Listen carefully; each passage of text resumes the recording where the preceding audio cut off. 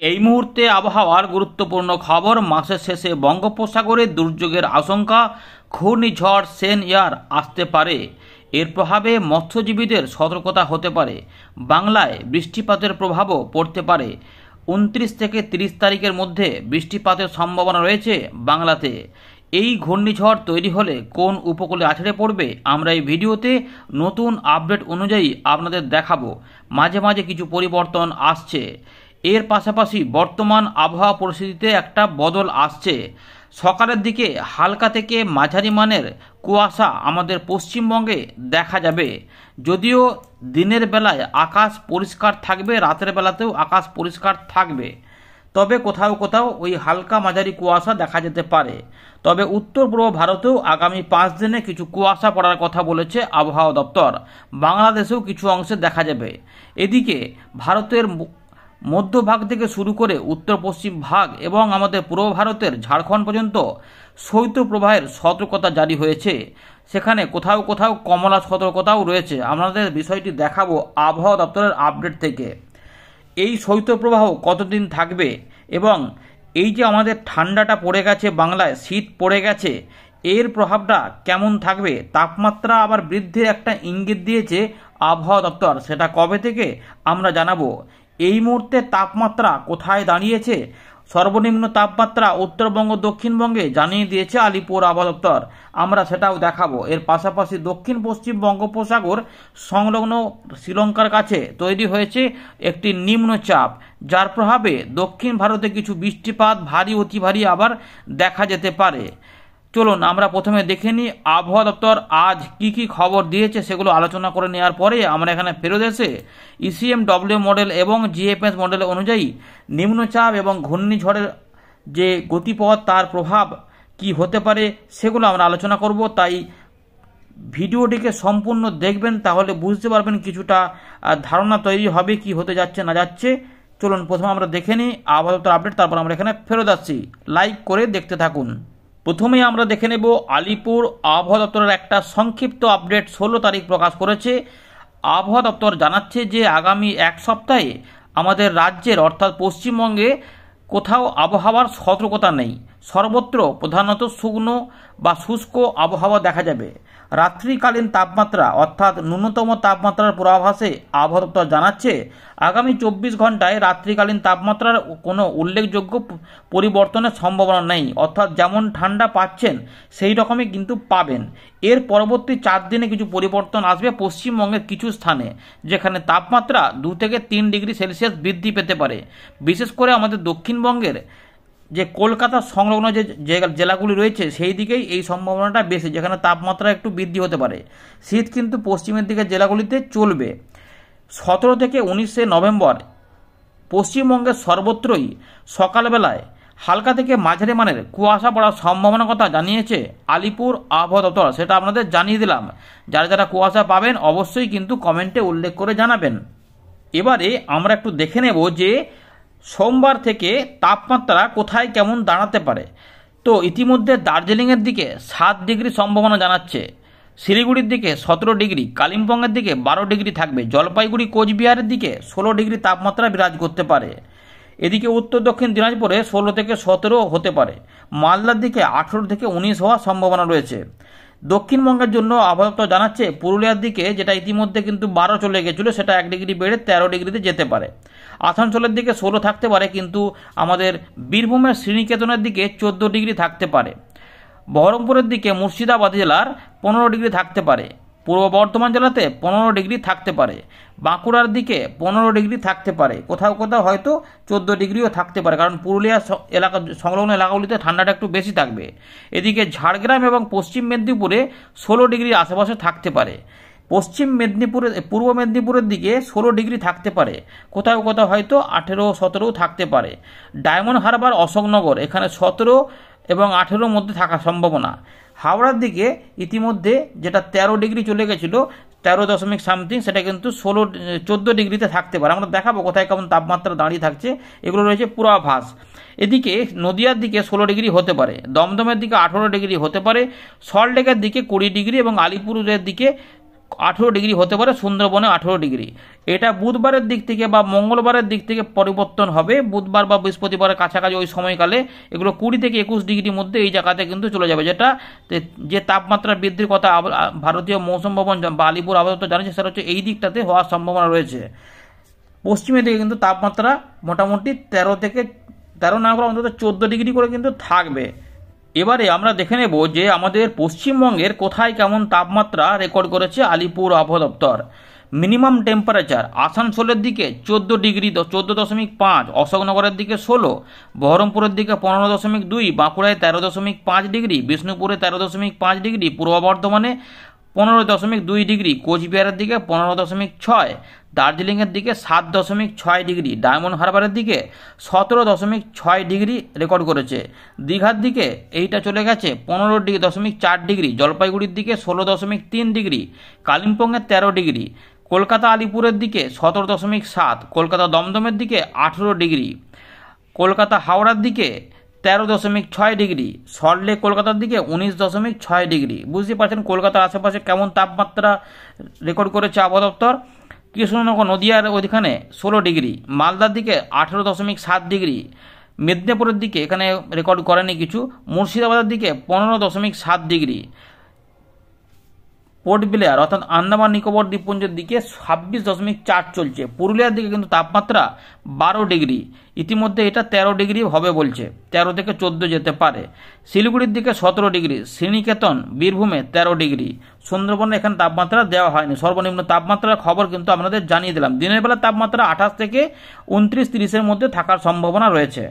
এবারে আমরা দেখে নেব যে ভারতীয় মৌসুম ভবন তাদের আপডেটে কি বলছে। 16 তারিখ সন্ধ্যেবেলা গুরুত্বপূর্ণ আপডেট। এখানে আমরা দেখতে পাচ্ছি যেহেতু দক্ষিণ ভারতের কাছে দক্ষিণ পশ্চিম বঙ্গোপসাগরের কাছে নিম্নচাপ তৈরি হয়েছে, তাই ভারী অতি ভারী বৃষ্টিপাত হতে পারে তামিলনাড়ুর দিকে এবং তার পাশাপাশি অন্ধ্রপ্রদেশ ইয়ানাম এবং কেরালা মাহে ওই সাইডটাতে কিন্তু হতে পারে। আর আন্দামান নিকোবর দ্বীপপুঞ্জের কাছে কিছুটা দমকা ঝোড়ো হাওয়া সমেত বৃষ্টিপাত বিক্ষিপ্ত হবে, দু এক জায়গায় হতে পারে। কিন্তু দক্ষিণ ভারতে ভারী এবং অতি ভারী বৃষ্টিপাতের সতর্কতা জারি করেছে 17 তারিখ পর্যন্ত এবং কোথাও কোথাও 20 তারিখ পর্যন্ত টানতে পারে। অন্ধ্রপ্রদেশের দিকেও, ইয়ানামের দিকে, রায়লসীমার দিকেও বৃষ্টিপাত হবে। দক্ষিণ ভারত ছাড়া আর কিন্তু কোথাও বৃষ্টিপাতের সম্ভাবনা নাই, তাই শুষ্ক আবহাওয়া থাকবে, পরিষ্কার আকাশ দেখা যাবে, কিন্তু সকালের দিকে কুয়াশা দেখা যাওয়ার সম্ভাবনা রয়েছে। আবহাওয়া দপ্তর জানাচ্ছে যে মিনিমাম টেম্পারেচারে কোনো পরিবর্তন হবে না উত্তর পশ্চিম ভারত, মধ্য ভারত, পূর্ব ভারত এবং দক্ষিণ ভারতের উপরে উত্তর ভাগে 3 দিনের মধ্যে। তারপরে কিন্তু তাপমাত্রা একটু স্লাইডলি বাড়তে পারে বলছে।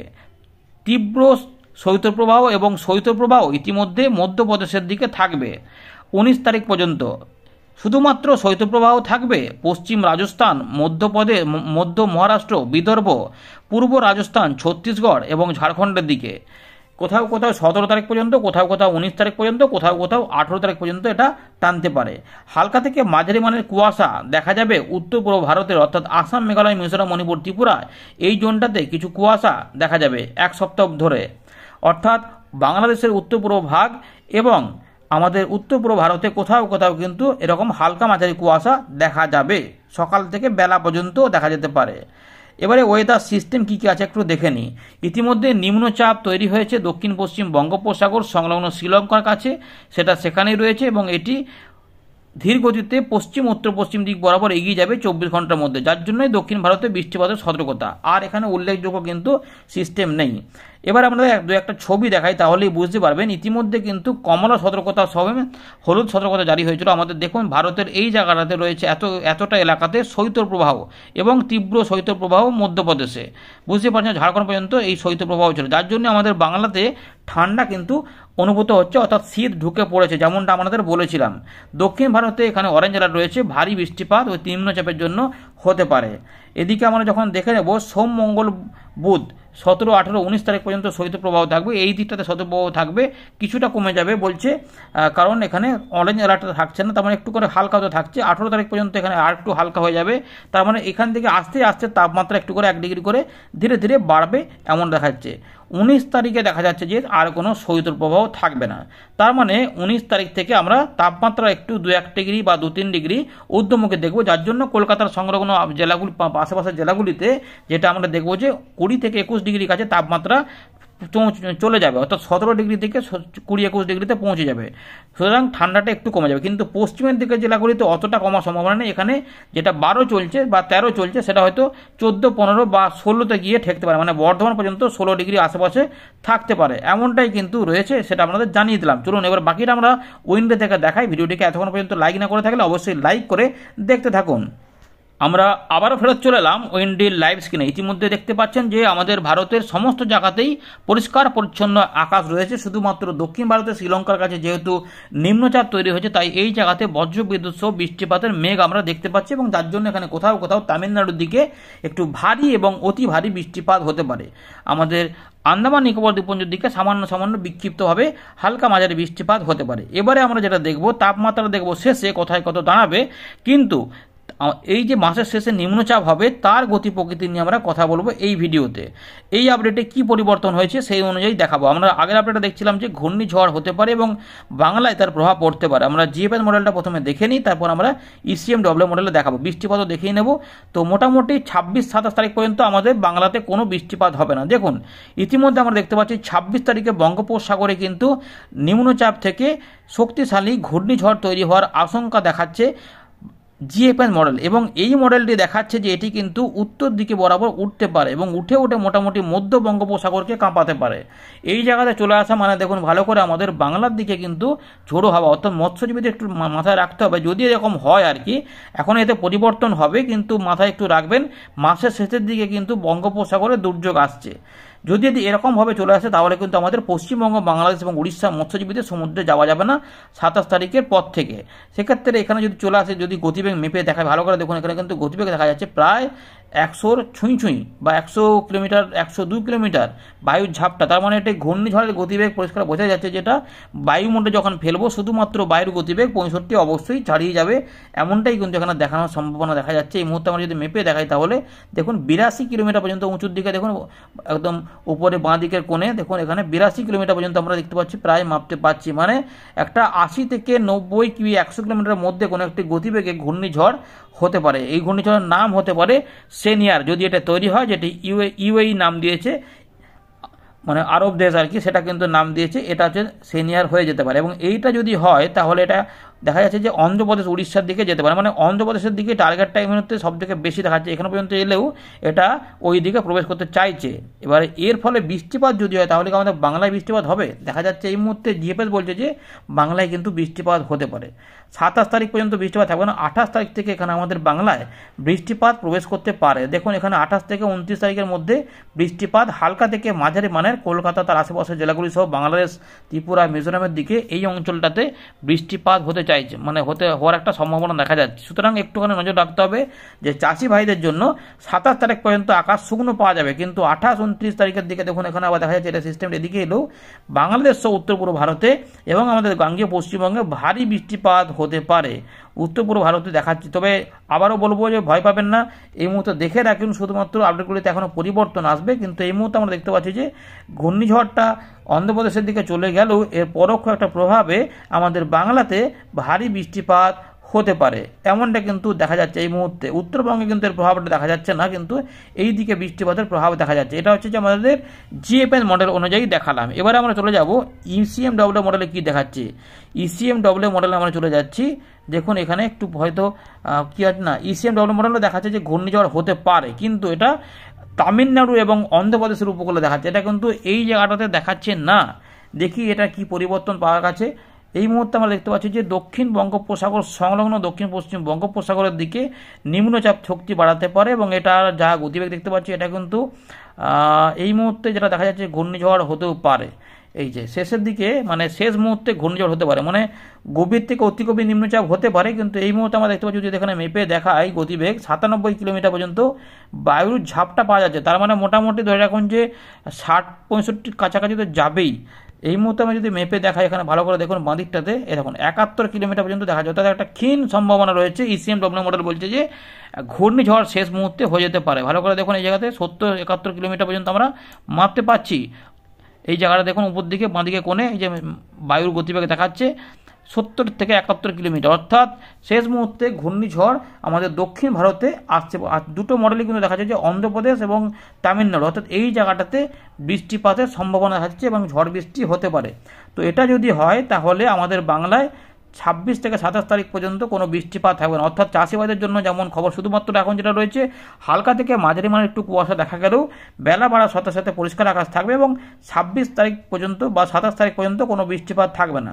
যদি বৃষ্টিপাত কিছু হয় তাহলে সেটা ওই 28 তারিখ থেকে 30 তারিখের মধ্যে এই সময়কালে। দেখুন এটা যদি এদিকে চলেও এদিকেও যদি যায় তামিলনাড়ুর দিকে, তাহলেও অন্ধ্রপ্রদেশ হয়ে আমাদের বাংলার দিকে কিছু বৃষ্টিপাতের মেঘ অবশ্যই পরের দিকে এখানে আসতে পারে। দেখুন তার জন্য মাসের শেষের দিকে একটা বৃষ্টিপাতের কিন্তু সম্ভাবনা দেখা যাচ্ছে এবং এর পাশাপাশি ব্যাক টু ব্যাক আরেকটা নিম্নচাপের সম্ভাবনা এই মুহূর্তে শো করছে, যেখানেও একটা নিম্নচাপ হতে পারে। এটা কিন্তু এই মুহূর্তে আমরা দেখতে পাচ্ছি যেখানে কিন্তু একটা দেখা যাচ্ছে যে হতে পারে, আবার একটা নিম্নচাপ দেখা যায়, এগুলো দেরি আছে। যাই হোক, এবারে একটা জায়গা ক্লিক করে আমরা তাপমাত্রাটা একটু দেখে নেব যে এখানে কি পাওয়া যাচ্ছে। আমরা ক্লিক করে নিলাম পুরুলিয়ার পেছন দিকে মুড়ি। তো এখানে দেখা যাচ্ছে যে ইতিমধ্যে 12 ডিগ্রি, যেটা ইতিমধ্যে তাপমাত্রা আলিপুর আবহাওয়া জানিয়েছে যে পুরুলিয়ার দিকে 12 ডিগ্রি, সেখানে কিন্তু সোমবারও 12 ডিগ্রি থাকতে পারে। সামান্য একটু করে পরিবর্তন হবে, কিন্তু পশ্চিমের দিকে অত পরিবর্তন হবে না। এখানে 13 ডিগ্রির মতো থাকবে 19 তারিখ পর্যন্ত, 20 তারিখেও তাই থাকবে, 21 তারিখেও তাই থাকবে বলছে।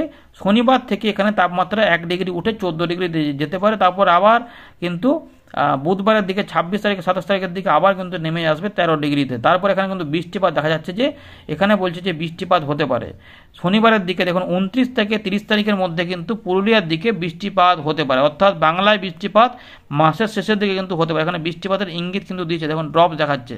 তো এই রয়েছে আপডেট, ধন্যবাদ।